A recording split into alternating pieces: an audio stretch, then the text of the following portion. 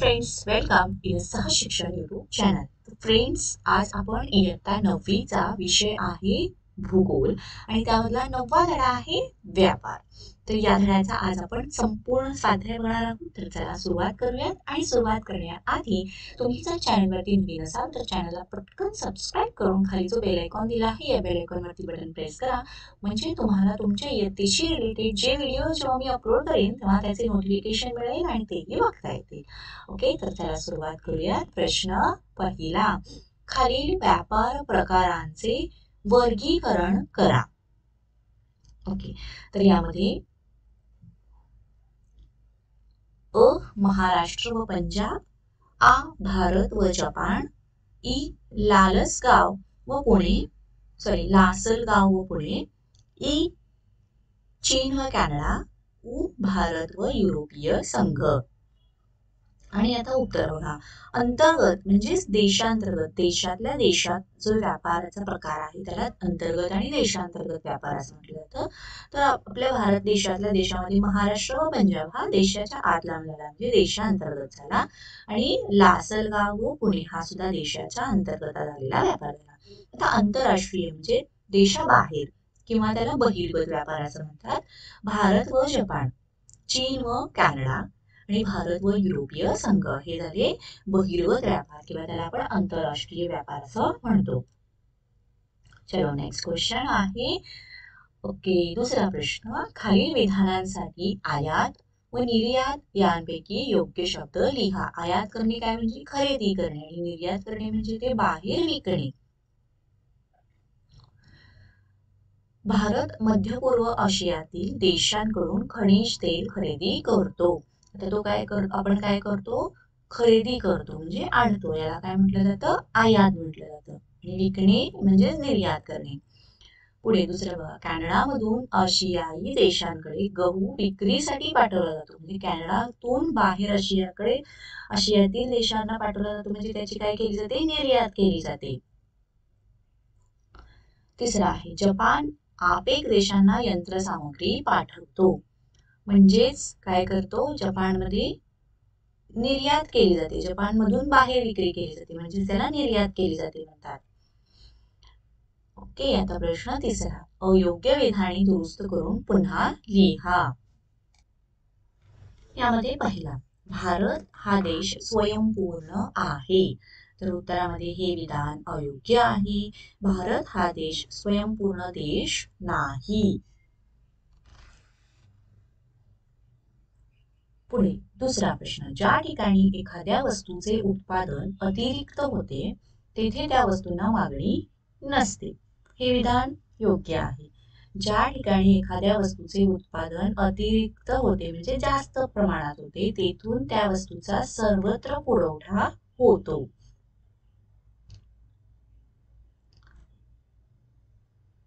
तिसरा आहे, स्थानिक स्वरूपाच्या व्यापारापेक्षा आंतरराष्ट्रीय व्यापाराची प्रक्रिया सहज व सोपी असते. तर उत्तर बघा, हे विधान अयोग्य आहे. स्थानिक स्वरूपाच्या व्यापारापेक्षा आंतरराष्ट्रीय व्यापाराची प्रक्रिया अधिक गुंतागुंतीची असते. चौथा प्रश्न, आग्नेय आशियाई देशात आर्थिक विकास तसेच सामाजिक व सांस्कृतिक सलोखा वाढवण्यासाठी सार्क ही संघटना कार्य करते. तर उत्तर बघा, हे विधान अयोग्य आहे, चुकीचं आहे. आग्नेय आशियाई देशात आर्थिक विकास तसेच सामाजिक सांस्कृतिक सलोखा वाढवण्यासाठी आसियान ही संघटना कार्य करते.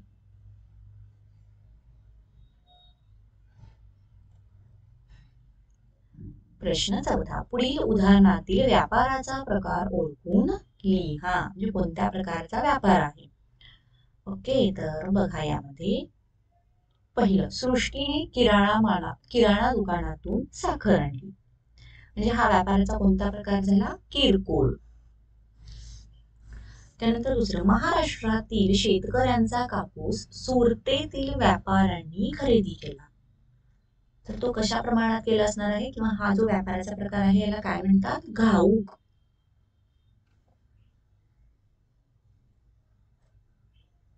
तिसरं, समीरने आपल्या शेतातील डाळिंबाची ऑस्ट्रेलियाला निर्यात केली. तर आपल्या भारतातून ऑस्ट्रेलियाला पाठवले म्हणजे हा कोणता प्रकार झाला? आंतरराष्ट्रीय व्यापार झाला किंवा त्याला आपण बहिर्गत व्यापार असं सुद्धा म्हणतो. चौथं, सदाभाऊंनी घाऊक मार्केटमध्ये दुकानात विक्रीसाठी 10 पोती गहू व 5 पोती तांदूळ विकत आणले. तर हे सुद्धा कसं झालं? घाऊक.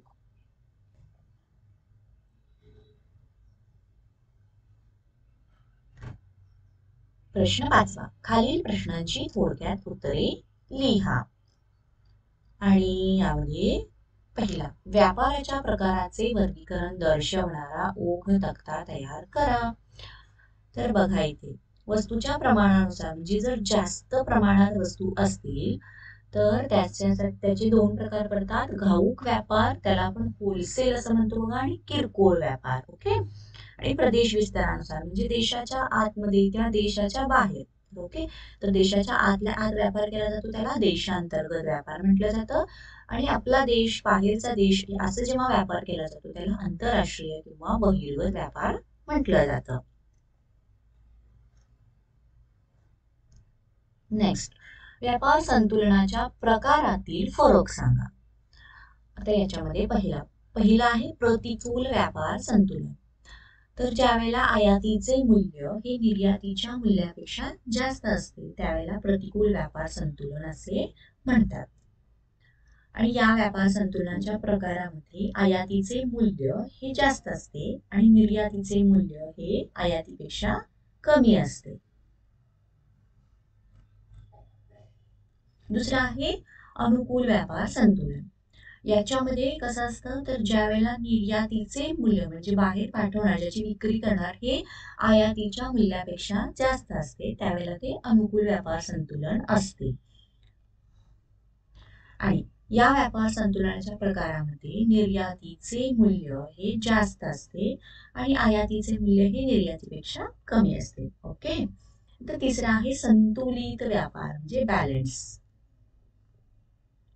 याच्यामध्ये बघा आयातीचे मूल्य व निर्यातीचे म्हणजे दोन्हीचे मूल्य जवळपास सारखे असते तेव्हा त्यास संतुलित व्यापार असं म्हणतात. या व्यापार संतुलनाच्या प्रकारात आयातीचे आणि निर्यातीचे मूल्य समान असते म्हणजेच किंमत आयात करण्याची किंमत आणि निर्यात जी केलेली आहे वस्तू तिची किंमत ही समान असते सारखी असते. तर ओके 3 प्रकार लिहिलेले आहेत प्रतिकूल व्यापार संतुलन, अनुकूल व्यापार संतुलन आणि संतुलित व्यापार. पुढचा प्रश्न बघूया जागतिक व्यापार संघटनेचे उद्देश सांगा. आणि उत्तर जागतिक व्यापार संघटनेचे उद्देश खालीलप्रमाणे आहेत. पहिलं राष्ट्राच्या होणाऱ्या व्यापार धोरणावर लक्ष ठेवणे. त्यानंतर दुसरं आंतरराष्ट्रीय व्यापारासाठी व्यासपीठ उपलब्ध करून देणे. तिसरं व्यापार विषयक असलेले मतभेद हाताळणे. आणि चौथं विकसनशील देशांसाठी प्रशिक्षण व तांत्रिक सहाय्य उपलब्ध करून देणे.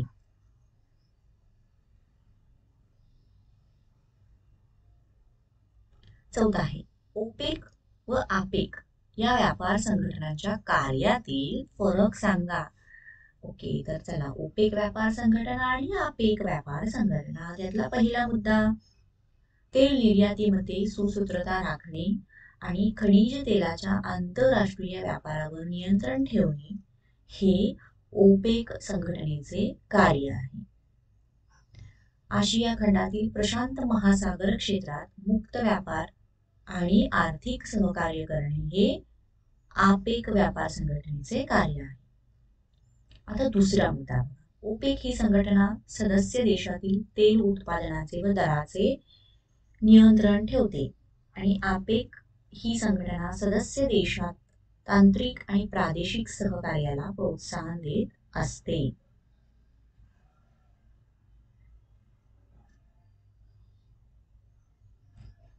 पाचवा प्रश्न आशिया खंडातील कोणत्याही एका व्यापार संघटनेचे कार्य लिहा. इथे जे आहे संघटनेचे कार्य लिहा. तर चला उत्तर बघा आसियान ही आशिया खंडातील महत्वाची व्यापार संघटना आहे. या संघटनेचे कार्य पुढील प्रमाणे. पहिलं, आग्नेय आशियाई देशात आर्थिक विकार तसेच सामाजिक सांस्कृतिक सलोखा वाढवणे. दुसरं कार्य काय, प्रादेशिक शांततेस प्रोत्साहन देणे. आणि तिसरं, सदस्य देशांना अधिक व्यापार वाढीसाठी कर सवलत देणे.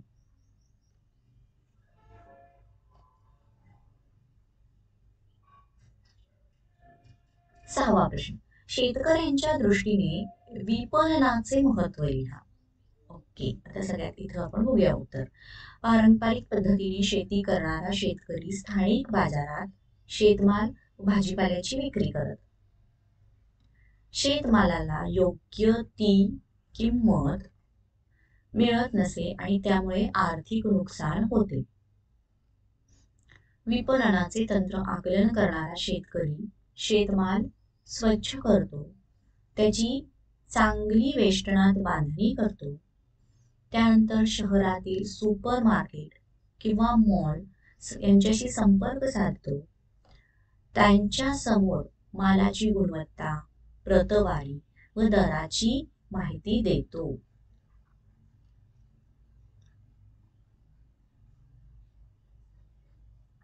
सादरीकरणाने प्रभावित होऊन सुपर मार्केट त्या मालाची जाहिरात करतात आणि तो माल विक्रीसाठी ठेवतात. अशा प्रकारे विपणनाचे तंत्र अवलंबणाऱ्या शेतकऱ्यांना मोठी बाजारपेठ उपलब्ध होते, त्यांच्या मालाला पूर्वीपेक्षा अधिक किंमत मिळते, नियमित ग्राहकांच्या उपलब्धतेमुळे त्यांच्या उत्पादनाला चालना मिळते.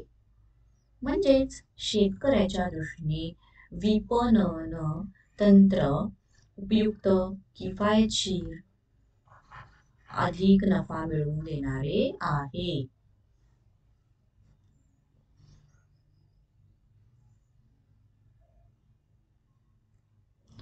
पुढचा प्रश्न आहे बघा, सहावा. खालील तक्त्यात सन 2014-15 सालातील काही देशांचे आयात निर्यात मूल्य दशलक्ष US$ मध्ये दिलं आहे. या सांख्यिकीय माहितीचा जोड स्तंभालेख तयार करा. स्तंभालेखाचे काळजीपूर्वक वाचन करा. सदर देशांच्या व्यापार संतुलनाबद्दल थोडक्यात लिहा. म्हणजे प्रतिकूल संतुलन, व्यापार संतुलन आहे का, अनुकूल आहे का, संतुलित आहे, हे आपल्याला द्यायचं आहे. तर इथे बघा देश दिलेला आहे चीन, भारत, ब्राझील आणि संयुक्त संस्थाने. तर चीन साठीचं निर्यात मूल्य ही दिलेले आहेत आणि आयात मूल्य ही दिलेले आहे. ओके, तर याच्यासाठीचा हा आपला जोडस्तंभालेख काढलेला आहे.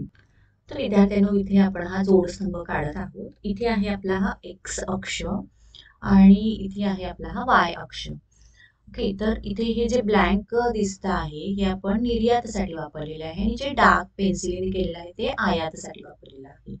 तर वाय अक्षावरती आपण कशा प्रमाणे घेतलेला आहे बघा, 0 ते 200, 200 ते 400, 400 ते 600, 800, 1000, 1200 म्हणजे 200चं प्रमाण घेतलेलं आहे. ओके, कुठपर्यंत घेतलेलं आहे, 2600 पर्यंत घेतलेलं आहे. ओके, 1200, 1400, 1600, 1800, 2000, 2200, 2400 आणि 2600. तर चीन साठीचं इथपर्यंत हे निर्यात आणि इथपर्यंत, इथून खाली हे आहे आयात. भारतासाठी सुद्धा इथपर्यंत आपण दिलेलं आहे, साधारण 200च्या थोडंसं पुढं आहे. म्हणजे किती आहे बघा, 272 आणि 380. ओके, सो 272 इथपर्यंत गेलेलं आहे आणि 380 हे आयात दिलेलं आहे. पुढे ब्राझीलसाठी आहे 190 आणि 241. तर ब्राझीलसाठी 190 आणि 241 म्हणजे 200च्या थोडंसं पुढे. त्यानंतर संयुक्त संस्थाने 1510 आणि 2380.